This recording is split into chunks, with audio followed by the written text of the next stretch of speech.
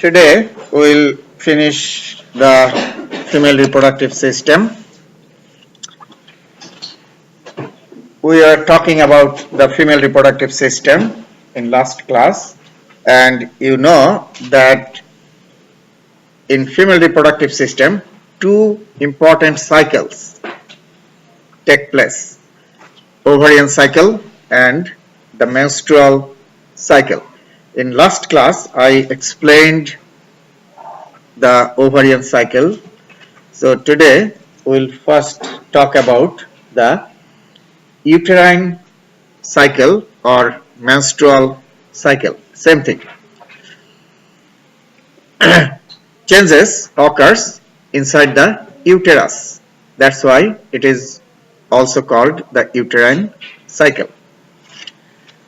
You already know that uterus prepares a soft, thick, nice bed to receive the fertilized egg, and unless fertilization takes place, the uterine wall or wall of the uterus is destroyed every time, right? It is destroyed. And then the new soft bed is formed and again it is destroyed. Only it will not be destroyed if fertilization takes place, and fertilized egg will enter into the uterus and will be implanted in that bed. So inside the uterus, the innermost layer is the endometrium, and you know that already. Endometrium has the basilar layer or stratum basilis, basal layer or stratum basilis, and the functional layer. The basal layer is fixed, doesn't change. The functional layer changes. So this is the soft, nice bed formed by the functional layer of endometrium, right? If fertilization doesn't occur, what happens? This bed is destroyed. So the bed is destroyed and almost completely the bed is destroyed. The basilar layer or basal layer remains there, okay, destroyed. And then what happens? Again, the cells start to multiply, proliferate. Proliferation means increasing number. So start to proliferate to make the thick bed. Okay. This is the thick bed again, and this period when the formation of the bed occurs, the functional layer occurs, this period is called proliferative phase. Proliferative phase. Proliferation means increasing in number. So proliferative phase, and the duration of proliferative phase is about 7 days. Okay, 7 days. Then next is the secretory phase. What is this? During this time, plenty of glands are formed and get matured. These are the glands inside the functional layer. So many glands are formed and get matured and start to secrete the fluid. So this layer will become very soft and nice, right? Soft bed will be formed. So glands get matured and secrete a lot of fluid. So the bed is now gets very soft due to secretion. What phase is that? This phase I am coming. Yes, during this time what happens? The glands get matured and secrete a lot of fluid. So the bed becomes what? Soft. And this phase is called secretory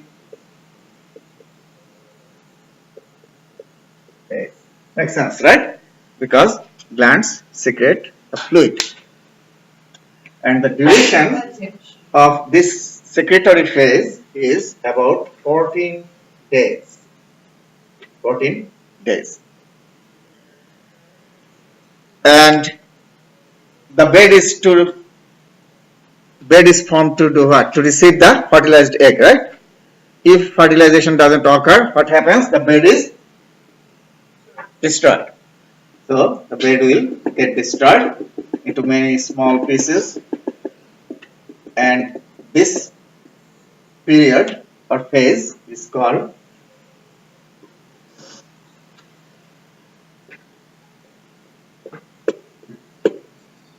okay, or menstrual phase. Okay, you can say menstrual phase.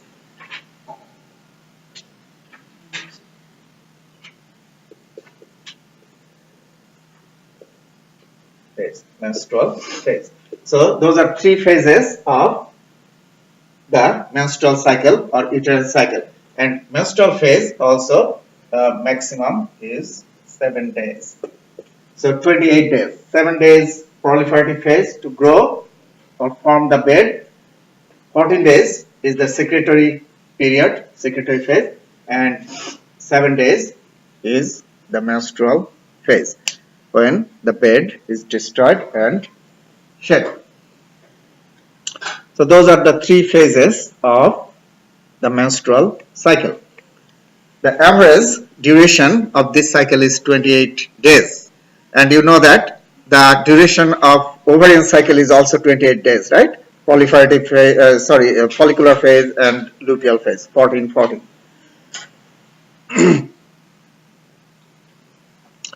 Okay.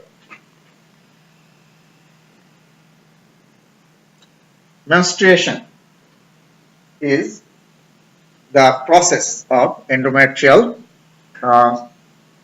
destruction and shedding. It lasts 1 to 7 days. We say maximum 7 days.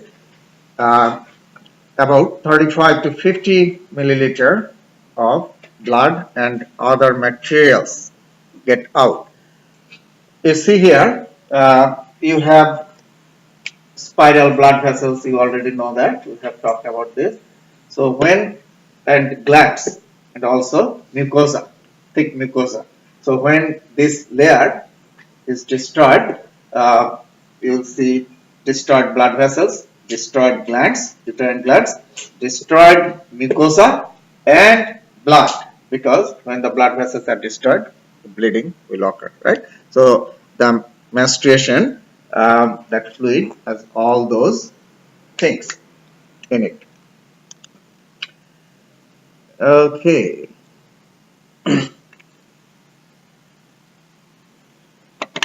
Now, the ovarian cycle and menstrual cycle go side by side together because one has impact on another. The secretory phase is the time when in ovarian cycle the luteal phase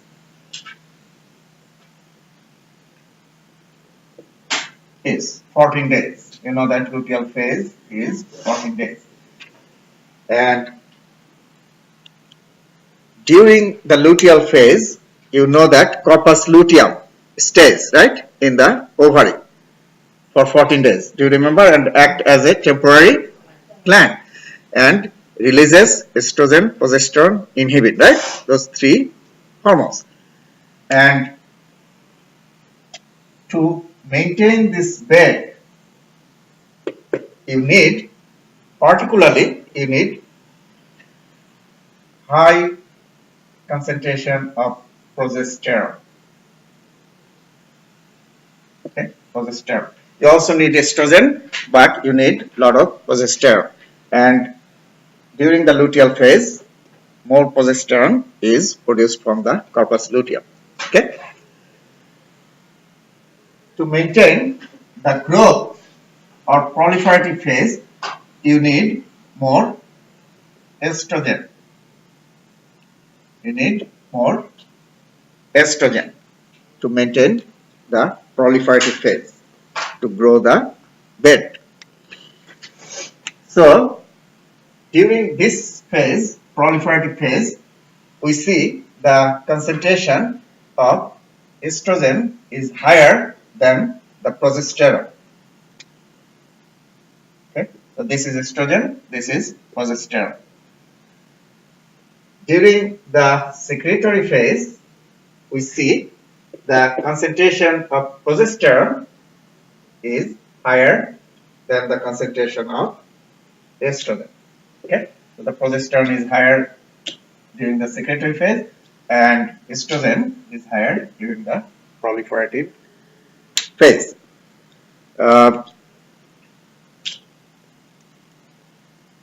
And this period, the menstruation, this is the distraction. So this is the menstrual phase again, proliferative phase. This is the time when in the ovary we see the follicular phase. Follicular phase.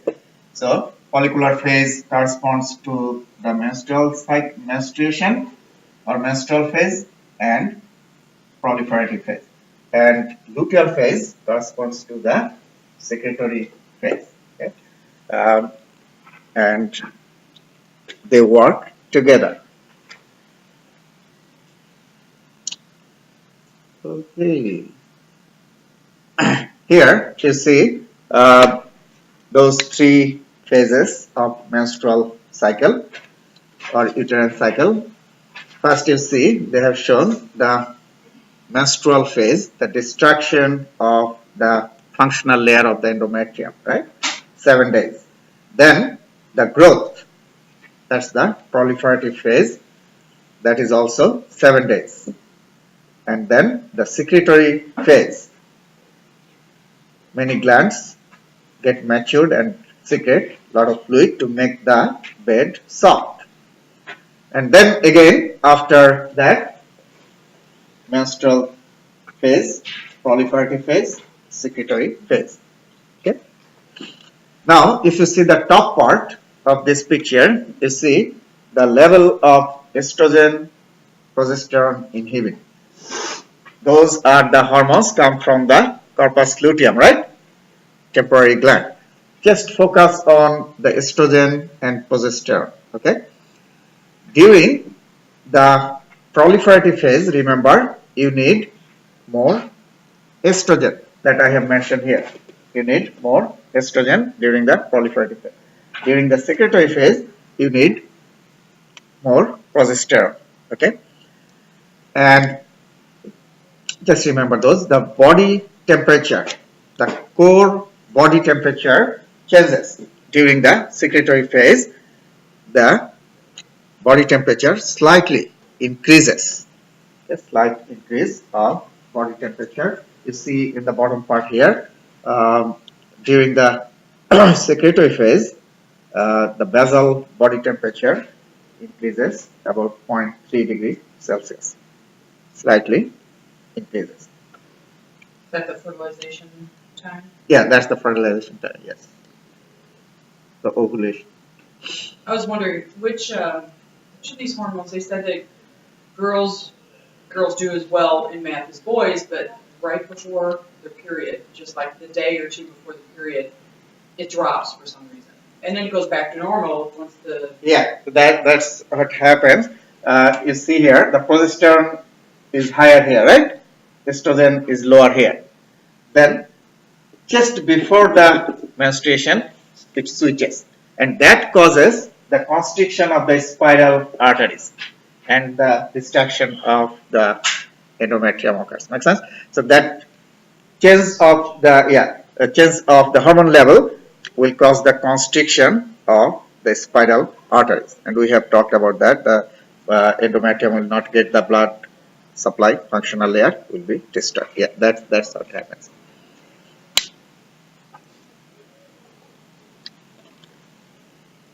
You see here the end of the secretory phase.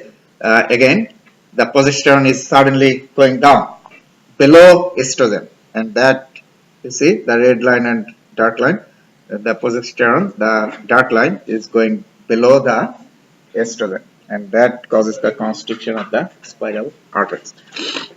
Okay, now I'll talk about the fertilization. You know that meiosis occurs both during the spermatogenesis and oogenesis. That means the number of chromosomes in the sperm and the ovum goes down to half, decreases to half. So inside the sperm you have 23, and inside the ovum you have 23. And when the sperm penetrates through the wall of the ovum or egg and enters into the egg or ovum, this is the head of the sperm. You know that head is the genetic region where you have the chromosomes 23. So 23 comes from father, 23 comes from mother, from each parent haploid number, and makes 46, right? Total 46 in the fertilized egg, that is 2n. So this is the fertilized egg or fertilized ovum, which is called a zygote. So zygote is the fertilized egg, the first cell of the new life, right? First cell of the new life is the zygote or fertilized egg. Then this fertilized egg starts to multiply to form all the body cells, right? And by what? Mitosis or meiosis? Mitosis. Meiosis is only in the sex cells to decrease the number to half, right? And to grow the body, mitosis. So from here, all cell divisions are mitosis to form the body. So the fertilized egg or zygote will start to multiply. First, one cell will form two cells, then two cells will form four cells, and these stages are called blastomere. 2 to 4 or 8 cell stages. These cell stages are called the blastomere. Then at one point more multiplication will occur and a ball, solid ball of cells, about 24 to 32 cells, stays when the structure will be like a solid ball, and that is called morula.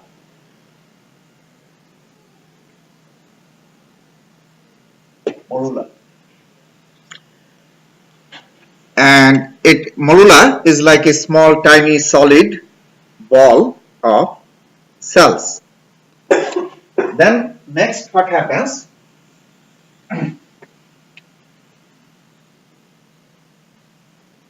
Inside that solid ball, a cavity will be formed. So this is no more a solid ball, a cavity will be formed, and this stage is called blastocyst. Blastocyst, where a cavity is present inside the ball. Is that for ingestion or the spinal cord? Second? What's the cavity for, ingestion or spinal column? What's the cavity for generally? Anything? Or it's just a cleave? First small cavities are formed, they join together to form a large one, okay? And then this cavity gets filled with fluid, and this is called blastocele. blastocyst is the cavity. It is filled with fluid. By the secretion of the cells, fluid will fill that cavity. That cavity is called what? Blastocyst. Okay, and whole structure is called the blastocyst. Okay, so these are the stages of the formation of pre-embryo. Okay, this period is called pre-embryo. So embryo before embryo, and then what happens?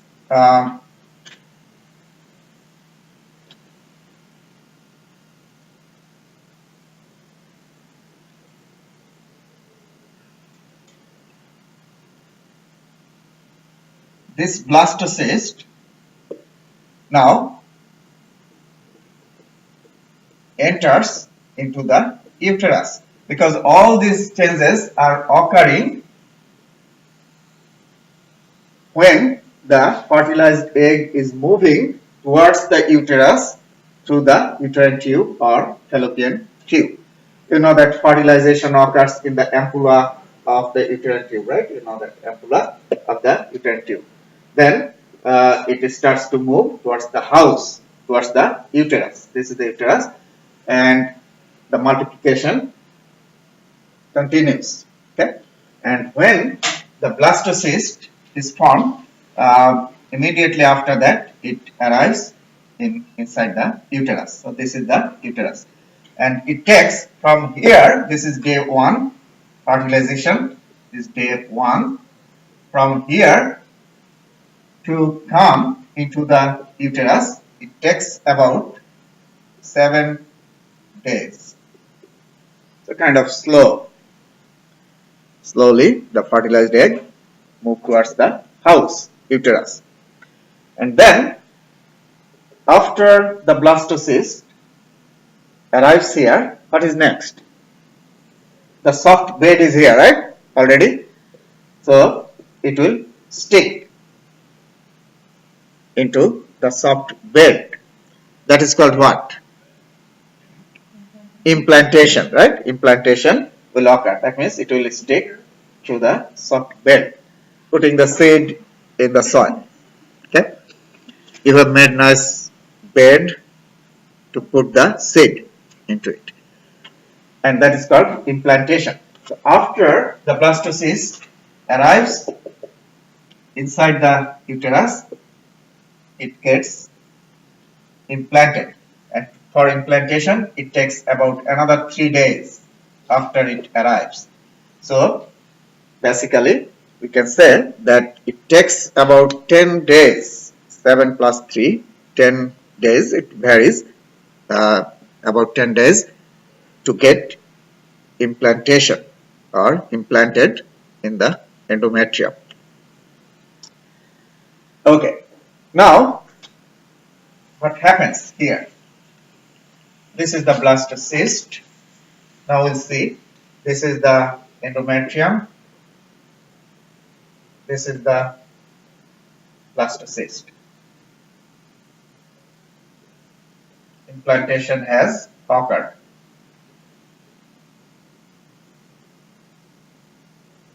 Okay.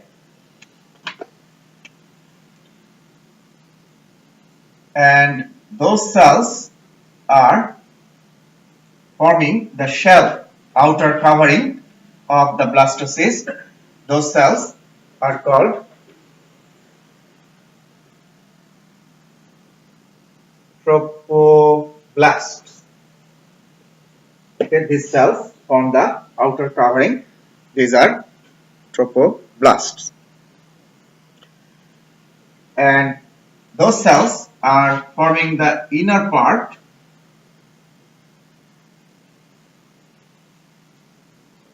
these cells together form the inner mass, that is called the inner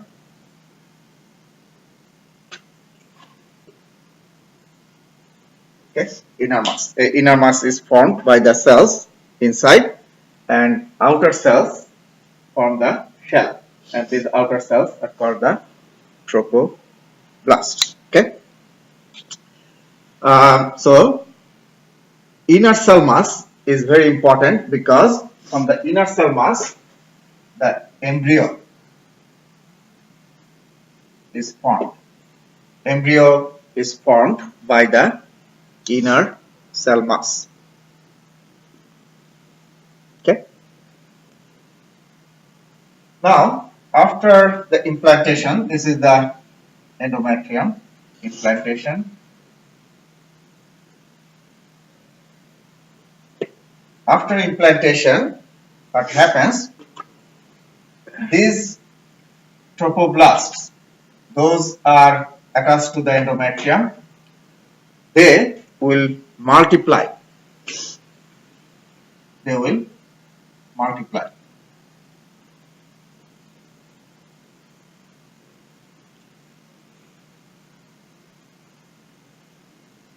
They will multiply, and then what will happen? Their cell membranes will be destroyed. Yes, like this. And these cells, those are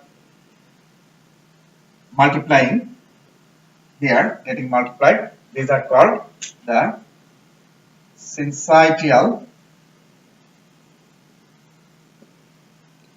tropoblasts. And these cells, those are not getting fused together. These are called cytotropoblasts.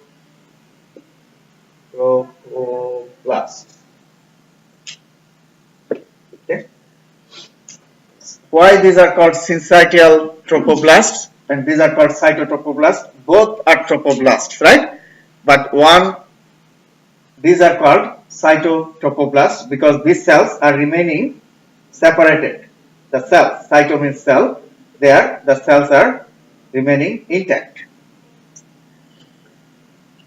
Why these cells are called syncytial tropoblasts or syncytotropoblasts? Because these cells are getting together, the cell membranes are being destroyed and forming like a big cell.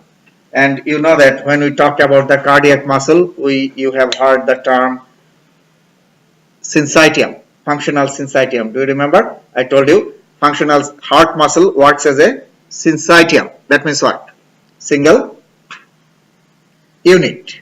Do you remember? I said single unit. All cells are connected heavily by gap junctions, right? Okay, can you show me again, because you were kind of in front of it, which ones, is it the, All these cells, those are getting and together. also the ones lower? All those cells are getting together. Those are, because now all those cells are together. Okay, and the So ones, those cells are forming a big unit. Those cells are called the syncytial tropoblasts. They will fuse together to form a kind of cavity here. And now some syncytial tropoblasts will do what? Will grow further, like root of, after you put the seed, what happens? The roots come out, right, from the seed and go deep into the soil.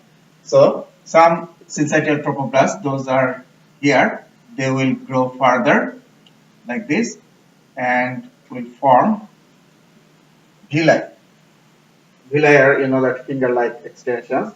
So will form villi. Okay, those are called, also called chorionic villi. Chorionic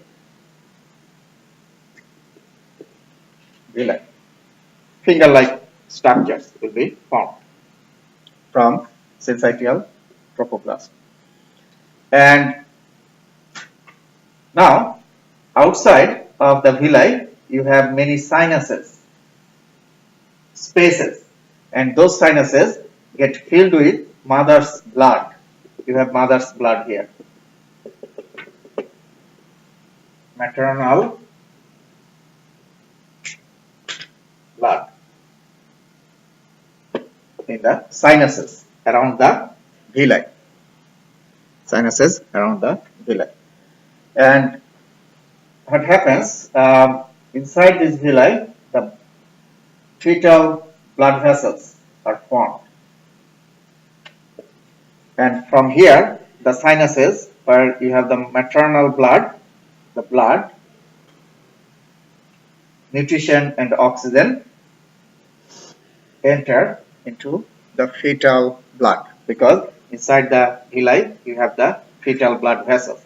And from here, the sinuses, from mother's blood, oxygen and nutrition enter into the fetal blood vessels and will enter into the fetus, because from here the embryo or fetus will get the blood. Okay, this chorionic villi secretes a hormone.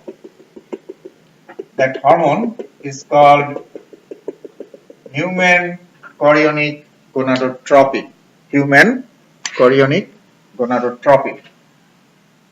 This hormone, yeah, human chorionic gonadotropin. H, human chorionic gonadotropin, right? Something like that.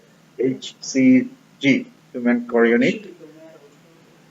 Is it gonado? Gonado, right? Yes. Gonado, yeah, gonadotropin. EIN, human chorionic gonadotropin. Is the hormone. HCG. I think we write this. HGH. Right? Is that right? Yeah. Human chorionic gonadotropin. And the presence of this hormone is tested to make sure that pregnancy has occurred. This is a confirmatory test. If you see the trace of this hormone in urine or blood, that means that pregnancy has occurred, because pre-embryo is there, right? The chorionic villi have been formed. Okay, so that's how. Then this inner cell mass forms three layers. These cells further multiply and form three layers. One layer, two layer, three layer. So this layer is called the endoderm. Middle one is the mesoderm. I'm writing on the previous writing. And innermost one is the ectoderm. We should not say innermost, because this is inside the uterus, right? So this is the outer. That's why this is endo, because this is inside the uterus. This is the wall of the uterus. So endoderm, mesoderm, ectoderm. So inner cell mass forms three layers. These are called the germ layers.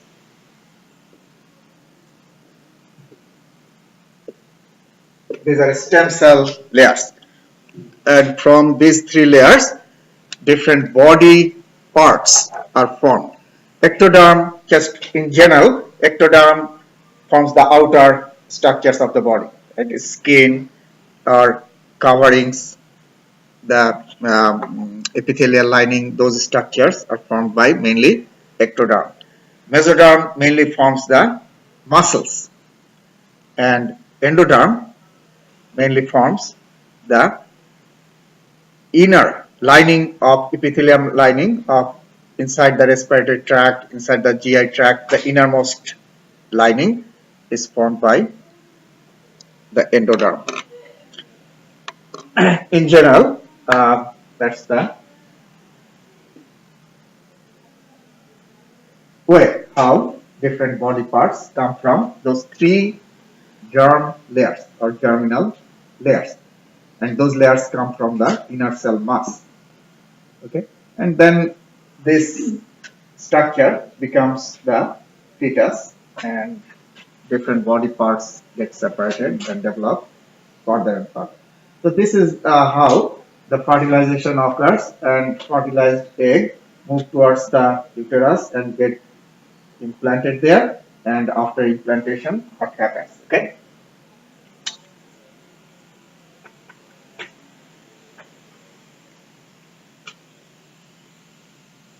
Anything else?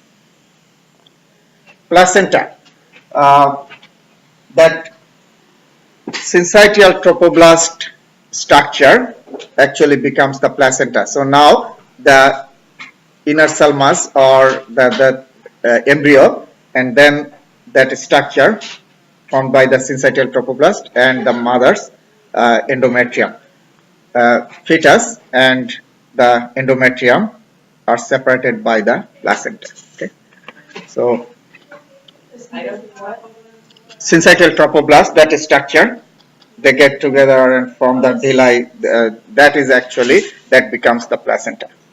In between the embryo, in between the fetus and the endometrium. In between the fetus and the endometrium, the placenta is formed. Okay. And placenta